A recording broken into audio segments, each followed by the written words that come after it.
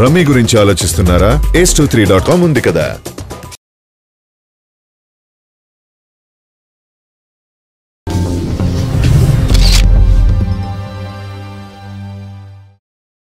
జై లవకుశ సినిమాకి విపరీతమైన హైప్ ఏర్పడుతోంది.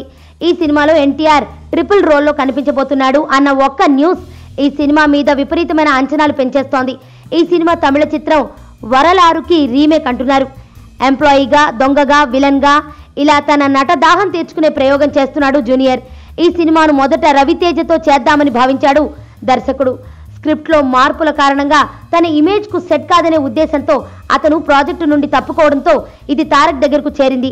జై లవకుశ ప్రాజెక్టుకి ఇప్పటికే మంచి క్రేజ్ ఉంది. మరి ఈ ఫస్ట్ లుక్ తర్వాత అంచనాలు ఎలా పెరుగుతాయో చూడాలి. నా పేరు ధనుష్ రిషి. అందరూ ముద్దుగా దరి దరి అని పిలుస్తుంటారు. దేవుడికి నా పైన ఉన్న క్లారిటీ, నా బ్యాడ్ లక్ ఉన్న గ్రావిటీ నాకు చిన్నప్పుడే అర్థమైంది.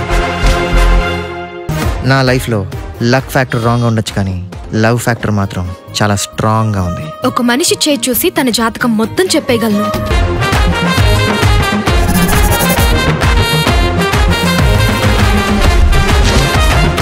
Coming soon.